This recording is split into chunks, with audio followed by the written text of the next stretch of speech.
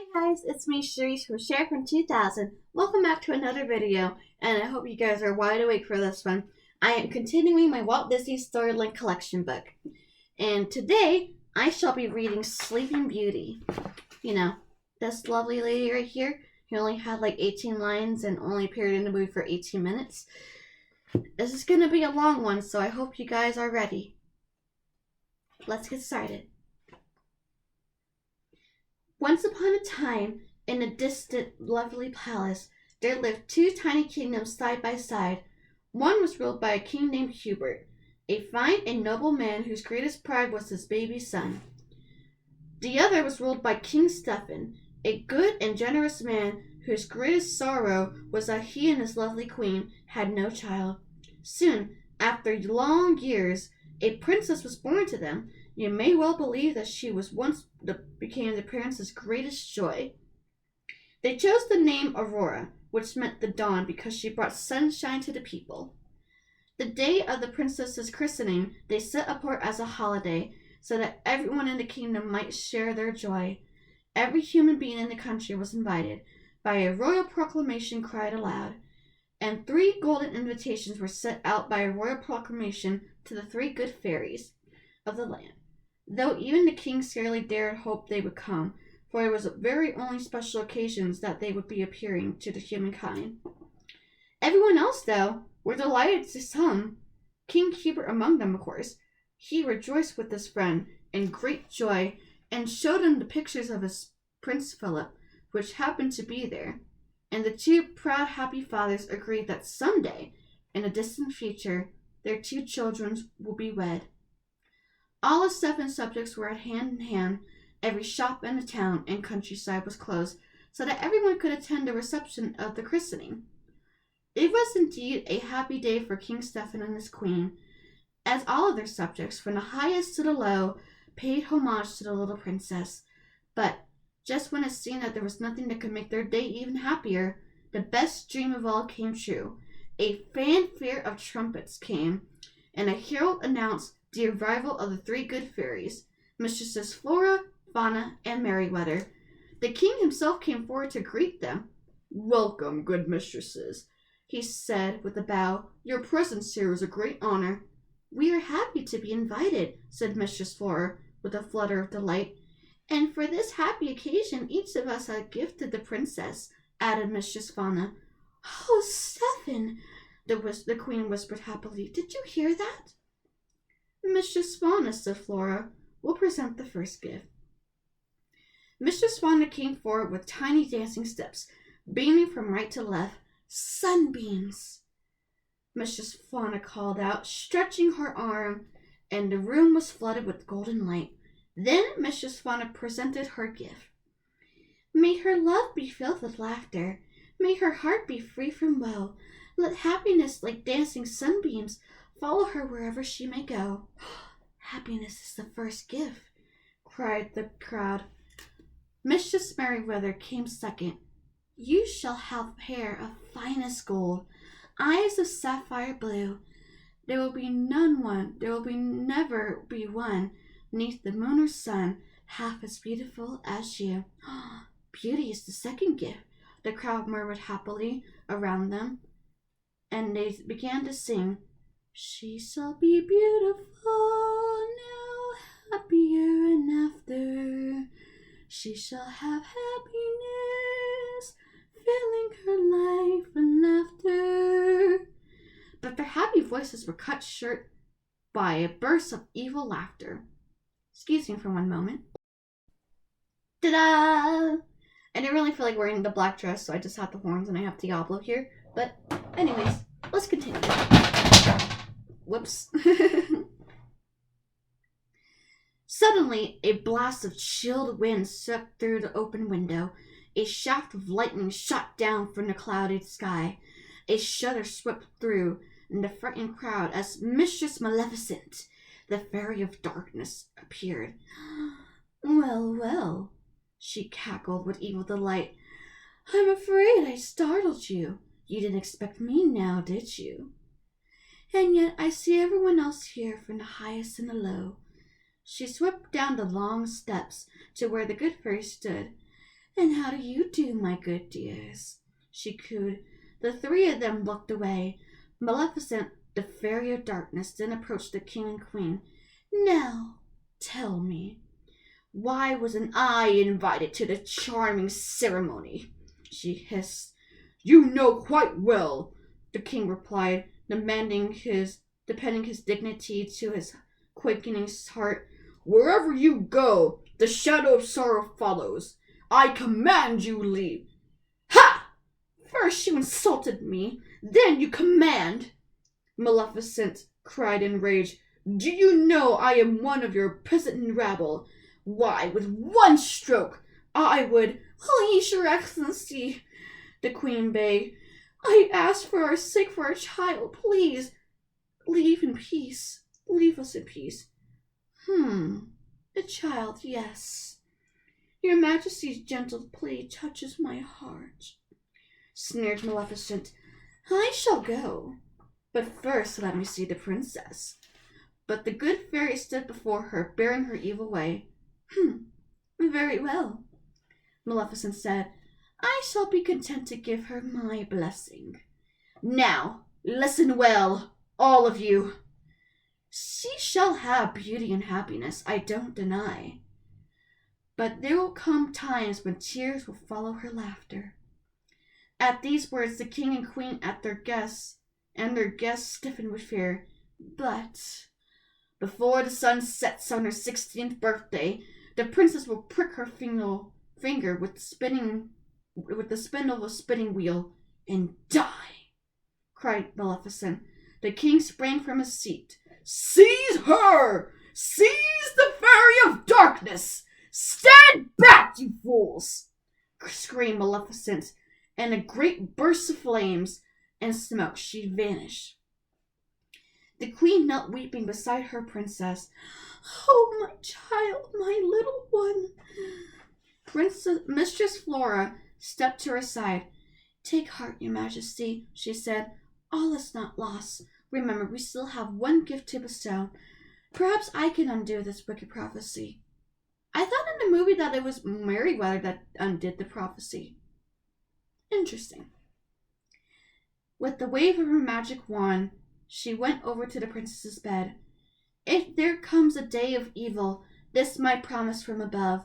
She shall not die, but sleep till awakened by the kiss of her true love. The company had listened breathlessly to the last gift, but now the king stepped forward slowly, his kindly face still seized with pain. But Mistress Flora, he protested, you did not destroy Mistress Maleficent's prophecy, you only softened it. Mistress Flora sadly shook her head. I did my best, sire, she said.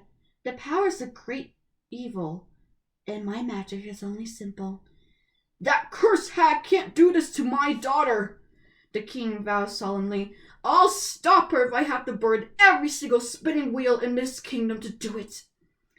The king was good at his word. Before long, the spinning wheels were gathered by the countryside, and it was lit up with bright flames.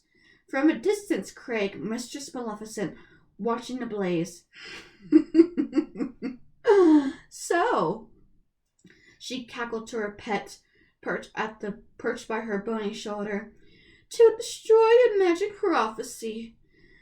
King Stefan decides to build a bonfire. He thinks he can blow out my sorcery with his trifling cloud of smoke. Ha! He will learn soon enough the stupid error of his ways. Isn't that right, Diablo? The hawk joined her laughter with an eerie scream. His eyeballs reflected the blaze. The three good fairies also knew that the fire was no avail. But they had powers of their own, and best of all, the good fairies had power of love. We must love her enough, Mistress Flora explained, to give up our magic, you see. But I don't see, Merryweather insisted. Why should we give up our magic? It's part of the disguise, said Flora. Maleficent will be looking for us, not for three simple peasant women. As for me, I've always wanted to be immortal. It's such a pleasant life, plowing the fields, chopping the wood, scrubbing floors. Vanna and Merryweather seem pretty unconvinced. But I don't want to be human. Hush, hush. We must tell the king and queen. The king and queen drew near. Well, good mistresses, what of the evil prophecy now? It is no use, your majesties, Flora said. Maleficent can conjure up a whole kingdom full of spinning wheels with a flick of her finger, Fauna added. The king's face fell. But there must be another way, she insisted. Perhaps there is, said Flora. Our way. Whatever do you mean, your way? The queen asked. You must give us the princess, Flora explained, to keep her until the 16th birthday in the past. We shall hide her away. Oh, we have a plan. Right, ladies? Fauna and Merryweather nodded. Not even the king and queen shall know where she is, nor where we are, of course. It was a bitter thing to ask, but the king and queen decided to give up their daughter, for they had good faith of the good fairies. The lonely years passed, as years will do.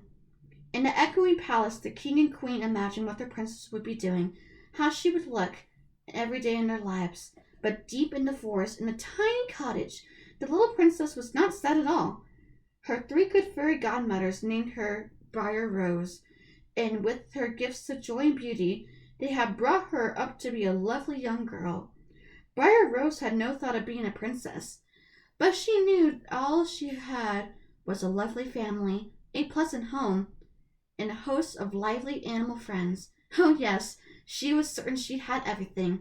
But deep in her heart, on her 16th birthday drew near, a yearning sprout and grew in bloom. It was the yearning for love. She saw love about her in the woods, in the nesting of the birds and the animals watching tenderly over their families. But how, wondered Briar Rose, would love ever find her deep in the woods? As she wondered, she sighed a little sigh. She had not needed to worry. As it is often the case, she had longed for the very close day at hand. It was the clearing forest not far away. A handsome young man stepped to rest. He was none other than Prince Philip, the son of King Herbert of the kingdom nearby. It was the warm day, and Prince Philip had wandered far off from his company. He had slipped off the cloak and rested beneath a tree. In the branches above Prince Philip frolicked some birds who had heard the Briar Rose's sad sigh. Perhaps this young man is what their friend needed to bring their friend smiles, they thought. So they swooped down, plucked up the cloak, and flew off to where Princess Aurora or Briar Rose was. The cloak, as the bird swooped and dipped with, seemed to have danced along with the breeze, and when Briar Rose saw it, her feet began dancing as well, and soon she was twirling happily, with the empty cloak as her dancing partner. Meanwhile, Prince Philip had been following his cloak as the birds made off with it. They led him to the dancing of the little maiden in the woods. At first sight, he fell in love with Briar Rose. Silently, Prince Philip stepped closer to her until he could slip into his own cloak as he came twirling by. What a surprise for the Briar Rose! All her dreams were coming true. Now, the love which had taken root in the prince's heart took root on her own too. Oh, how it has happened that we have never met before? Prince Philip demanded when in the woods they were done. Oh, I've been living quietly here in the woods, Briar Rose explained. With my 3 dear aunts, we have gone nowhere, we have met no one. It is no surprising we have not met, as you should happen along today, just as I was dreaming of something nice. Well, it was my good fortune that brought me here this way, Prince Philip told her. Thinking that she was just a simple peasant girl, he knew he must not spoil her joy by telling her that he would be king some day. Let us meet here again tomorrow, he begged, and Briar Rose agreed to meet him here in the woods tomorrow. Tomorrow, though, Briar Rose little dreamed it would be her 16th birthday, and at the end the spell would be over. If she dreamed of it, it would be the utmost in the minds of the 3 good fairies. Only to think, they said, saying in their deep sighs, that this will be the last night dear Briar Rose will be home with us. Oh, we must do something special, Fauna said. We must decorate the cottage for this happy event. Oh, I agree, twittered Merryweather. But Flora, being the sensible one, shook her head. It would be much safer for us to wait till tomorrow. Wait until the danger is over before we celebrate. Oh, Flora, you spoil everything, Fauna wailed. Then Briar Rose will be leaving us and she'll have no time to celebrate here. We must do this little thing tonight, Merryweather agreed, and the two of them busily busied out, with paper streamers and bows and flowers and such. Ouch! Cried Merryweather, pricking her thumb. Oh dear, this is all so awkward, that magic. All right, Flora said, giving in.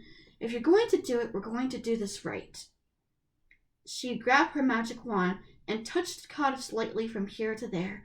Oh, how magically lovely it looked. The three good fairies could hardly wait for their Briar Rose to come home. They were so pleased with all the plans for the happy day to come. When at last she came, the little women were so happy with joy, they prepared for all their magic work. Oh, how perfectly lovely this world is today, cried Briar Rose, and the three good fairies thought that they were thinking of her. Well, we planned it as a surprise for you, said Flora, for your birthday, dear. You planned this? But how could you? Said Briar Rose, thinking of meeting with her handsome young man, of course.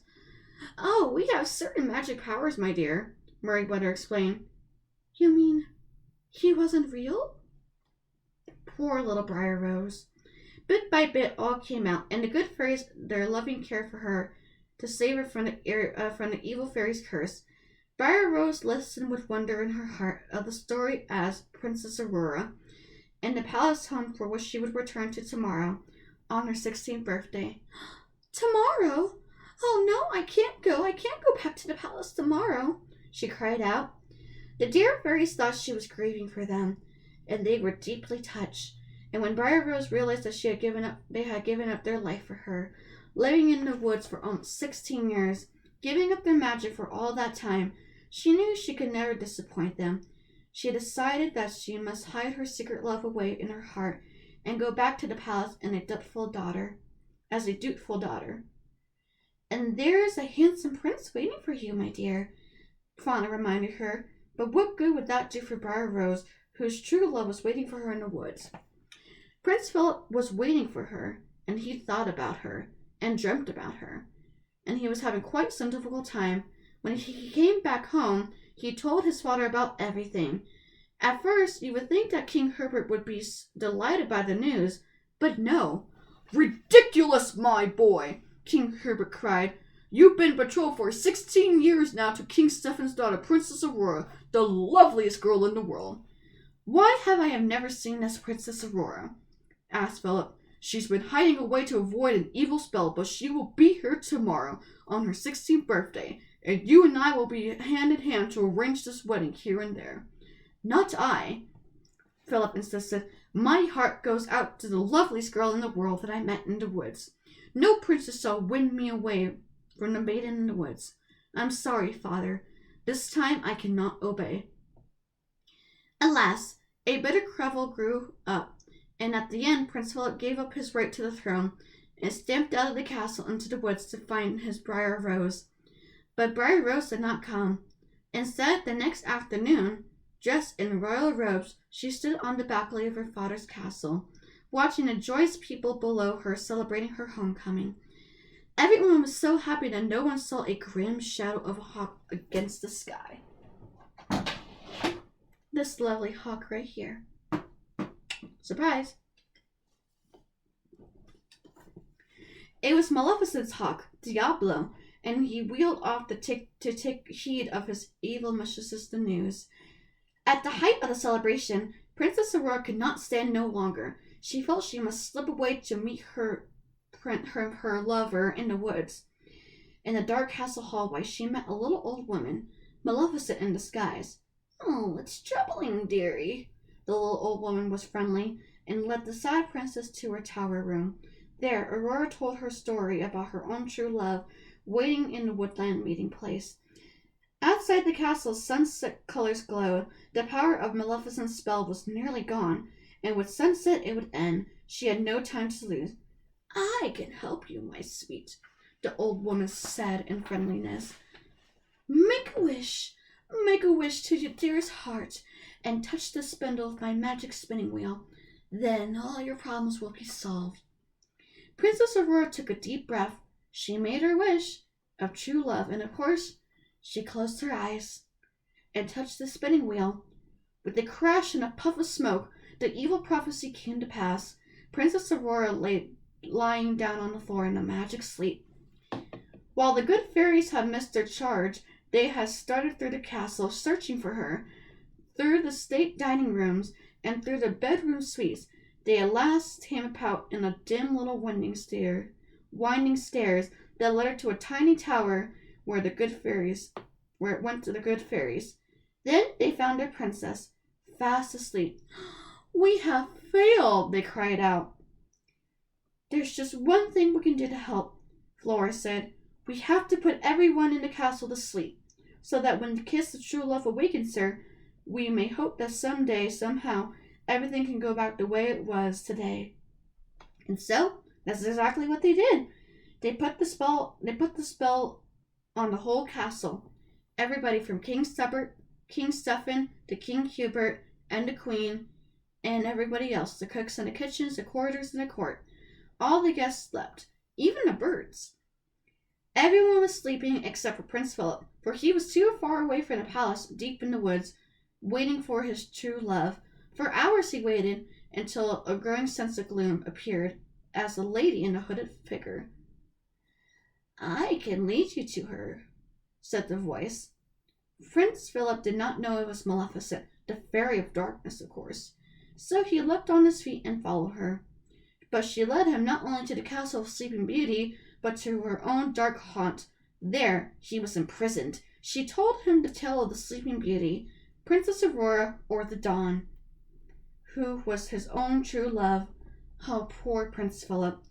He laid to waste in prison. Seasons rolled around, and a forest of thorns grew around the castle to hold back knights and princes and such who dared to try to rescue the princess on their own. At last, hold on. Okay, guys, I gotta do this really quickly. My dogs are barking. I'm sorry. At last, the day came when Maleficent dozed off and Prince Philip escaped, though it was a narrow escape. The dogs were at his heels as he reached to the shelter of the great woods. He broke free at last and made his way to the cottage of the three good fairies.